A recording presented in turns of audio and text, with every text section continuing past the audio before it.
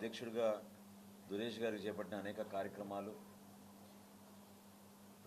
ప్రజల పక్షాన రైతు పక్షపాతిగా రాజకీయ నేపథ్యంతో మేము ఎప్పుడు కూడా నిలబడ్డాం.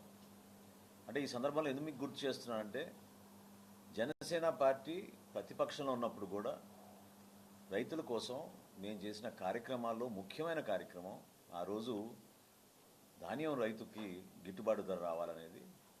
అదేవిధంగా ధాన్యం కొనుగోలులో గత వైఎస్ఆర్సీపీ ప్రభుత్వం ఎన్ని ఇబ్బందులు పెట్టింది మనందరం కూడా చూసాం. కష్టపడి పండించిన ధాన్యానికి గిట్టుబాటు ధర వచ్చేది కాదు. చివరికి రైతు రైస్ మిల్ దగ్గర పోయి 5 రోజులు 6 రోజులు పడిగాపులు కాసి లారీల కింద ట్రాక్టర్ల కింద పడుకుని తనకి రావాల్సిన డబ్బు పక్కన పెట్టేసి మళ్ళీ ఆ రైస్ మిల్లర్లకే క్యాష్ ఇచ్చి కొనుగోలు చేయించుకునే దుస్థితి జగన్మోహన్ రెడ్డి గారి ప్రభుత్వం తీసుకొచ్చింది. మిల్లుల ర్యాండమైజేషన్ అనే కొత్త పద్ధతి పెట్టారు. అది కేవలం వైఎస్ఆర్సీపీ సంబంధించిన మిల్లులకే ధాన్యం తోలుకునే విధంగా 60 కిలోమీటర్ల దూరం 80 కిలోమీటర్ల దూరం రైతుని ఇబ్బంది పెట్టి వాళ్ళకి సంబంధం లేని లారీలు ట్రాక్టర్ల ద్వారా ధాన్యం తరలించేవాళ్ళు. ఇవన్నీ అయినాక డబ్బు ఎప్పుడు ఇస్తారా అంటే 6 నెలలు పట్టేది, 9 నెలలు పెట్టేది. చివరికి ప్రభుత్వం దిగిపోయే సమయం కూడా 1674 కోట్ల రూపాయలు ధాన్యం కొనుగోలు చేసిన డబ్బు రైతాంగానికి వీళ్ళు ఎగ్గొట్టి వెళ్ళిపోయారు. మా కూటమి ప్రభుత్వం వచ్చిన తర్వాత ఆర్థిక ఇబ్బందులు ఉన్నా ముందుగా 1674 కోట్లు రైతాంగానికి మేము చెల్లించాం.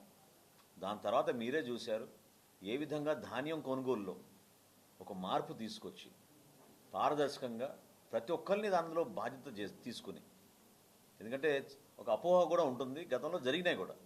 రైస్ మిల్లర్ల వలన చాలా ఇబ్బంది జరిగేది. రైతాంగానికి రైస్ మిల్లుకి అనేక సందర్భాల్లో చాలా గ్యాప్ పెరిగిపోయింది.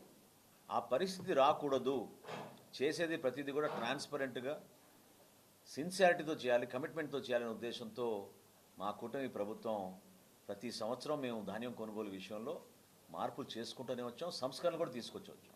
మొట్టమొదటి సంస్కరణ రైతే రాజు, ఏ మిల్లుకు తోలుకోవాలో రైతే నిర్ణయించుకోవాలి.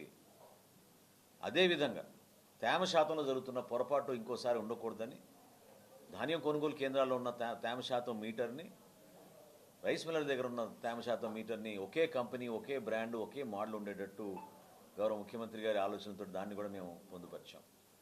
ధాన్యం కొనుగోలు విషయంలో మేము మాటిచ్చాం. మొదటి సంవత్సరం మా కూటమి ప్రభుత్వం వచ్చినప్పుడు 48 గంటల్లోనే మేము మీ ఖాతాలో డబ్బులు జమ చేస్తా అన్నాం. ఆ రోజున 34 లక్షల మెట్రిక్ టన్నుల ధాన్యం మేము కొనుగోలు చేసాం 2024-25లో.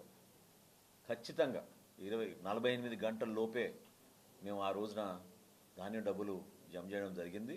ఒక్క రబీ మాసంలో అకాల వర్షాల వలన కాకినాడ జిల్లాలోనూ కొంతవరకు కోనసీమ జిల్లాలో జాప్యం జరిగింది. అప్పుడు అటువంటి పొరపాట్లు ఈసారి రాకూడదని అనుభవాలతో మేము సంస్కరణలు తీసుకొచ్చి ఒక ఛాలెంజ్గా 24 గంటల లోపే మేము ధాన్యం సేకరించగానే డబ్బులు వేస్తామని చెప్పి ఈ ఖరీఫ్ మాసంలో కనీ విని ఎరుగని రీతిలో, ఈ మాటను ఎందుకు చెప్తున్నానంటే, వైఎస్ఆర్సీపీ ప్రభుత్వం దిగిపోయే సంవత్సరంలో 29 లక్షల మెట్రిక్ టన్నుల ధాన్యం కొనుగోలు చేశారు.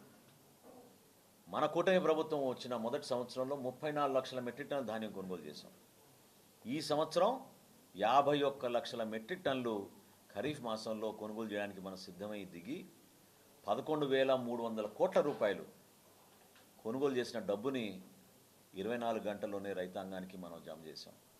అందులో సుమారు 7,300 కోట్ల రూపాయలు 8 గంటల్లోపే రైతుల ఖాతాలోకి జమ చేశాం.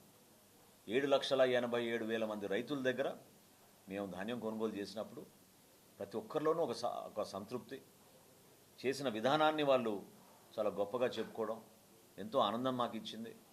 నిలబడతాం, ప్రజాప్రతినిధులుగా మేము చేయాల్సిన కార్యక్రమం ఇది.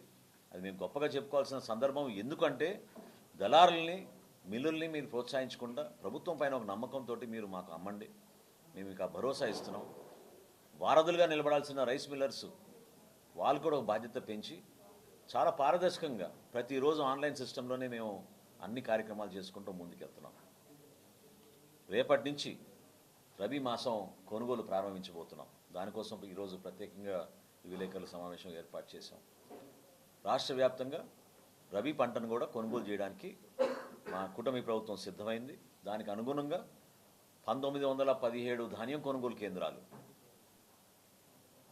1917 ధాన్యం కొనుగోలు కేంద్రాలు, సుమారు 17,200 లారీలు జీపీఎస్ తోటి సిద్ధం చేసి రాష్ట్ర వ్యాప్తంగా ఈ జిల్లాలో ఉన్న 1264 రైస్ మిల్లు వరకు ఆల్రెడీ బ్యాంక్ గ్యారంటీలు తీసుకుని వాళ్ళకి సంబంధించిన ప్రాంతాల్లో ఆ ధాన్యం కొనుగోలు కేంద్రాలతో వాళ్ళని ట్యాగ్ చేసి సిద్ధంగా పెట్టాం. ప్రతి సంవత్సరం మనం చూస్తున్నాం, గోతాల విషయంలో కొంచెం రైతులు ఇబ్బంది పడుతున్నారు.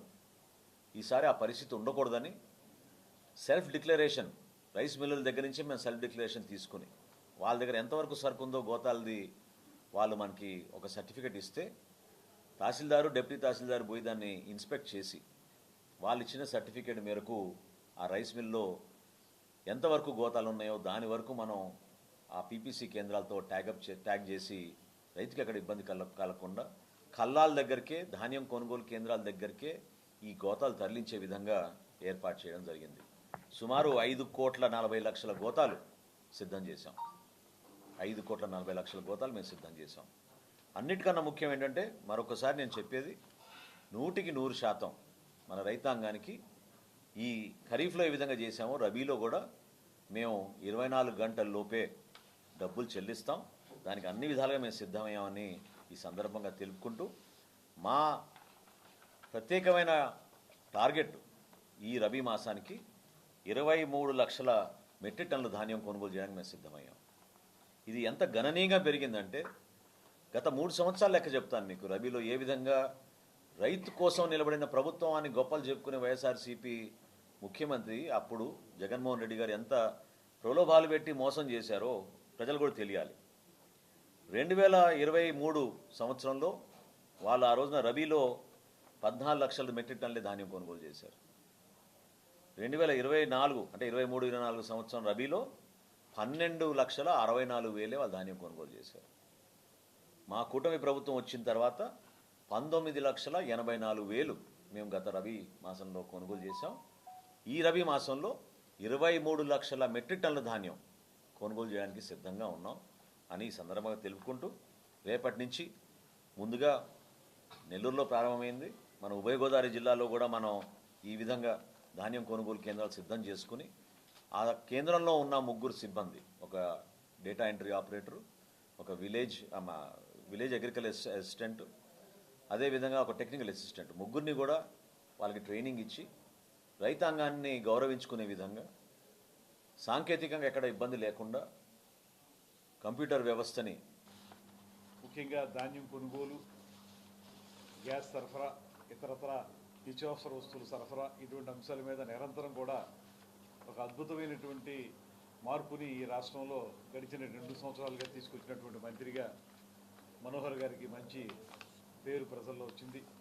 అందరూ కూడా నిరంతరం ఆయన చేసేటువంటి కార్యక్రమాలు అవి కూడా ప్రజలకు అందుబాటులోకి వస్తున్నటువంటి శుభ సందర్భంలో వారు ఈ కార్యక్రమాల నిర్వహణలో తిరుగుతూ మన నిడదవోలు రావటం, నిడదవోలులో పాత్రికేయ మిత్రులతో మాట్లాడి కొన్ని విషయాల్ని చర్చించాలని, ముచ్చరించాలని వారు అనుకోవటం మనకి సంతోషాన్ని కలిగించేటువంటి అంశంగా తెలియజేస్తూ, వారికి నిడదవోలు ప్రజానీకం తరపున, నియోజకవర్గం ప్రజానీకం తరపున సాదర స్వాగతం కలుగుతూ నాకు ధన్యవాదాలు. అందరికీ నమస్కారం అండి.